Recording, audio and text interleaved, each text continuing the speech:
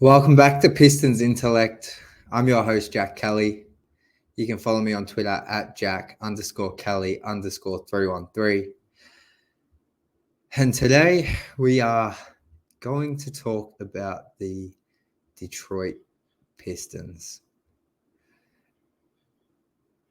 I wish I was coming back after a week or so of absence. I wish I was coming back to talk about at least a win, at least some silver linings, some positives. I'll be very honest, this episode is just going to be me probably venting for 10, 15 minutes. I'm trying my best right now to remain optimistic, positive, but I'm really struggling to find some silver linings right now. Like we can talk about Asar Thompson. The kid seems like a really good pick at pick 5 and has shown so much. But just right now, talking about young players and development just doesn't really sit right with me. The Pistons dropped their 11th straight game today to the Toronto Raptors. And not only did they lose their 11th straight, they were down by as much as 40 points. I'll be completely transparent here. I was at work. I haven't had a chance to watch the game, and there is no way in hell I'm going to sit up till midnight tonight and rewatch that before recording. So apologies if I missed anything in that game, but looking at the box score, I don't even know what you can take from that game positive.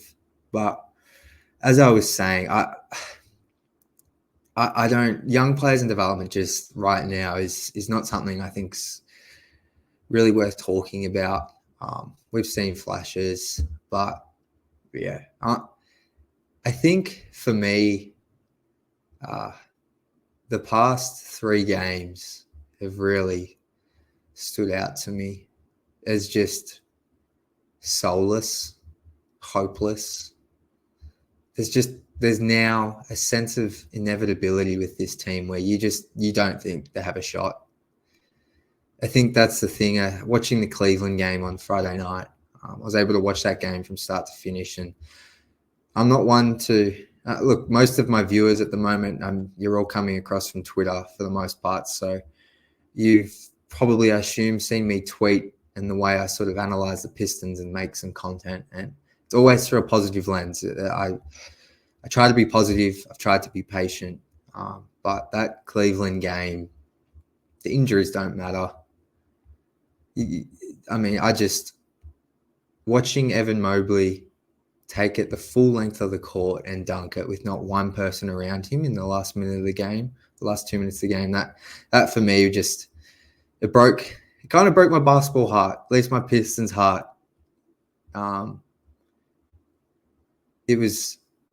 I think it was around then I tweeted out halftime, like, we're already at the point in the season I hope we would never get. And that's that point where you just know there's hopelessness and the Pistons don't have a shot. And that's just where we're at right now.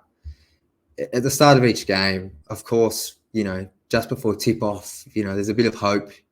First quarter, first 6 minutes of the game, you feel like, all right, maybe tonight is the night. Jaden Ivey comes into the starting lineup tonight, but it doesn't matter. It doesn't matter who's out there right now. And I think that's a scary thing for me right now, is it's like we were kind of, once this losing streak was around 6 losses, 7 losses, we had the close Bucks game on the road. There's been some flashes here and there where you can tell yourself, like, hey, once they get Boyan back, Monte Morris comes back, once Isaiah Livers is able to, take some of those minutes that Stanley Umude is playing, and you can try and, we've told ourselves, at least the optimistic ones have told ourselves that, okay, once they get these guys back, this team, they can win 30 games, they can be competitive, they can give us something to grasp onto and give us some hope. But I don't know what it is, man. Something just feels off right now. and I don't know what it is. I see Cade Cunningham, saw a clip of him frustrated as hell on the bench today. Something feels really off, and I don't know if it's players struggling to adjust to a new coach and a coach that's trying to install some new, not standards, but implement his style of coaching.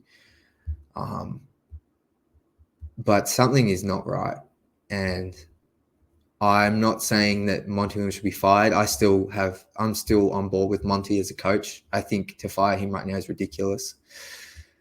I think even to fire Troy Weaver right now would be not the right thing to do. I think he needs to get on the phone and start looking to make some moves. December 15th, I believe, is the deadline, or is the date that players who were signed this past offseason are able to be traded. So I wouldn't be banking on a trade happening between now and December 15th, but come December 15th, December 16th, 17th, it's feeling like a trade of some sort needs to happen.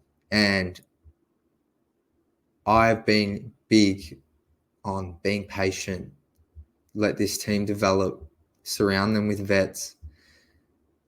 But unfortunately, I'm starting to think you need to make a trade of some sort, and not just for another Alec Burks, who's been just fine and solid, not just for another role player that can come in and provide some sort of spacing, not just for a role player that can, come in as a backup big and rebound. And it feels like the Pistons need to trade for a true starting caliber type veteran, because there's just not standards at the moment. I mentioned that Evan Mobley dunk. It just right now doesn't feel right. And I'm sorry I don't have any amazing answers, but I feel like just venting right now will be soothing to some. Shout out to my boy Kuka Hill. That man has been pumping out podcasts daily, 5 times a week on this team recently. And go listen to him if you're not already. I'm sure you already are. But yeah, just listening to him vent was really helping me. So look,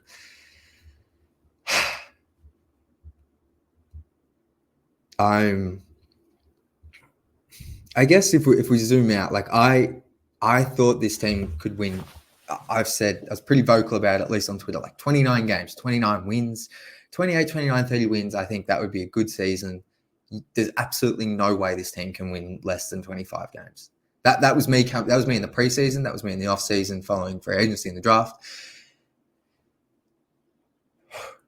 Even with those expectations, not in my deepest nightmares did I think this team would already have an 11-game losing streak 3.5 weeks into the season.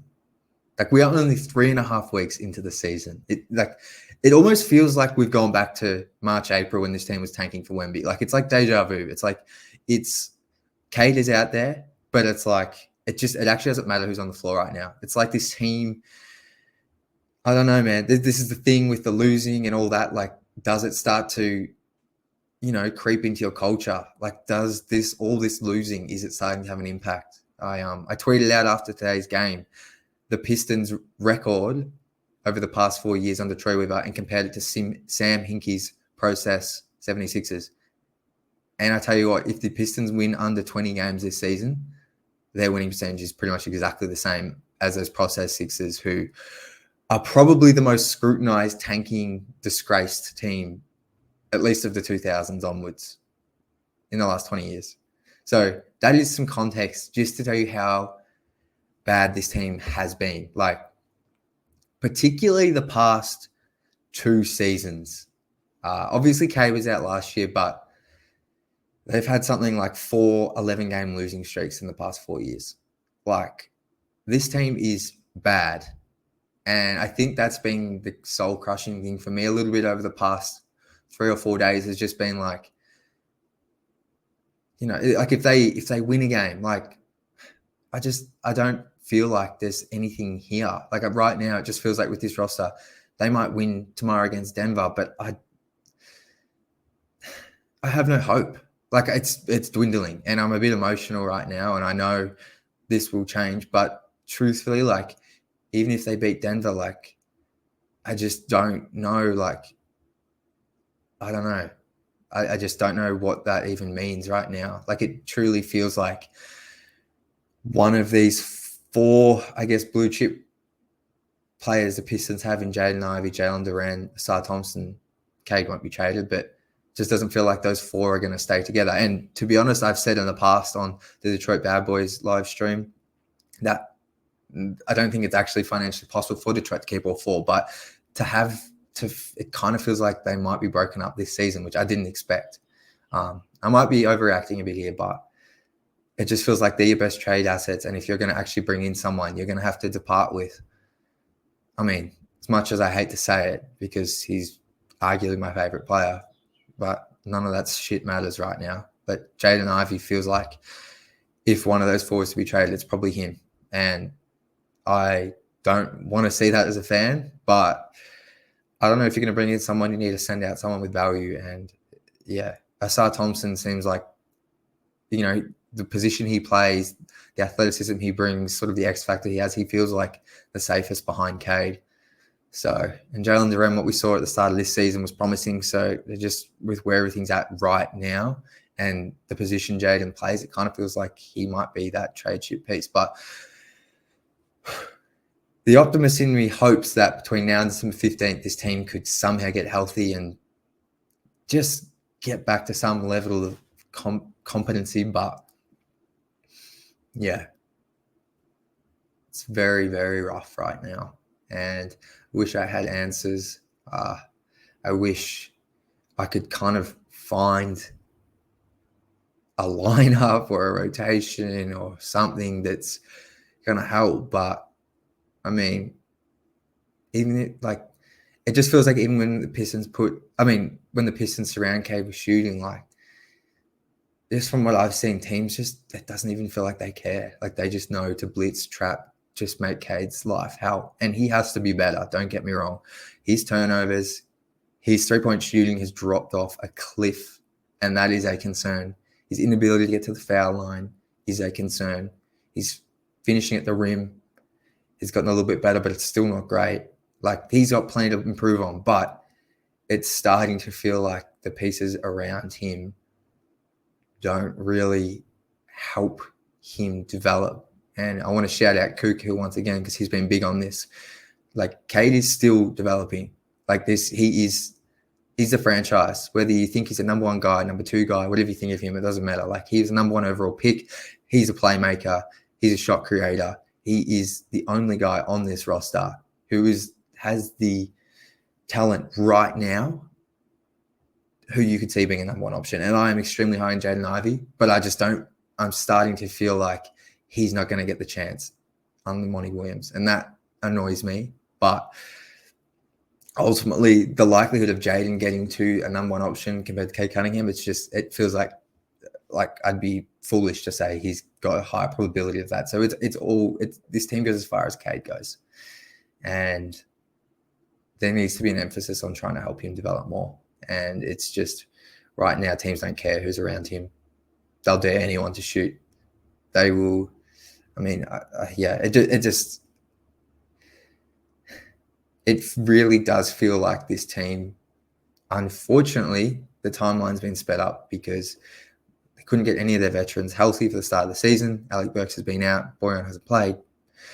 Monty Morris hasn't played. Jerry Harris played, but wasn't great. Like, it doesn't feel like that approach of surrounding your young guys with vets is really going to get the chance because they can't get on the floor. And it kind of is starting to feel like you need to go and get Cade, a running mate, who's more ready-made now, who can take the pressure off him tomorrow. Not in 2 years, but tomorrow. I truly hope I'm wrong, because I love all these core pieces. Like, I've had so much fun, like, watching them develop last season, watching Jaden Ivey develop, watching Jalen Duran's growth. Like, I feel like watching them grow has been like, it's been fun. Like, seeing them get drafted and the hope that comes with that. But it just feels like we're at that point already where it's like, I don't think there's enough time. So I could look back at this in 2 weeks and the Pistons might go 500 and it doesn't matter. But it just something just feels like it just feels like this isn't the same as past seasons when the Pistons lost 11 games straight. It's just not, because this is the worst they've ever looked in the Troy Weaver era. And yes, it's injuries, it is, but it's just like, it kind of doesn't matter because there's no excuse for NBA players to be down by 40 points in a game. To a Raptors team, like, this isn't the Kevin Durant, Steph Curry Warriors. This isn't the LeBron, Dwayne Wade Heat. This is like a mediocre Raptors team who are inconsistent and have struggles of their own. Yes, they have some really nice pieces, but they're under a new head coach and trying to figure things out as well. So it's just, yeah, I could keep going for another 20 minutes, but I appreciate anyone and everyone who's watching this for sticking with me while I recovered from my broken nose. My plan is to keep reacting to each game now that I'm back. Do plan to be back tomorrow for the Nuggets game, which second night of a back-to-back against the defending champions. Like, I feel like it's going to be another loss. I do plan to be back tomorrow. It might just be another venting session, but please let me know below how you're feeling. What's annoying you the most? Is there any positives right now outside of Asar Thompson? Because, man, I feel like I've been one of the more positive Pistons people in the community we have. And, yeah, I'm just feeling a bit defeated right now. Because I think at the end of the day, we all love this team so much, whether it's just the entertainment, the stress relief it provides, well, it's meant to provide, or just that escape you can get from life is just to watch this sport team and cheer. But yeah, it's really disheartening to like sit down, watch a game live and just get to the end of it and be like, why did I even watch that for 3 hours? Like, I don't know. Like, I haven't felt like this lost right now, just as a fan. It feels like prior to this season, there's always been like Cade's coming back next season, or season before is, it's just Cade's rookie season, or seasons before that was like, okay, Pistons going to get number one pick. First season under Troy, they're competitive. Killian was injured. Sig Bay show flashes. But now it's just like, all right, like Cade's in year 3, guess technically year 2. Like, this has gone on for too long. So anyway, I got distracted again. So appreciate everyone for tuning in. Please subscribe. Please like this. Although I haven't said anything, you can probably turn notifications on if you're feeling so generous. But yeah, any support would be great right now. I'm happy to jump in the comments. I want to chat to you guys because I think right now we've all got to have each other's back, because this is really rough. So this is where the true fans separate themselves. And yeah, I appreciate everyone for tuning in. But until tomorrow, I unfortunately have to say it, but go Pistons.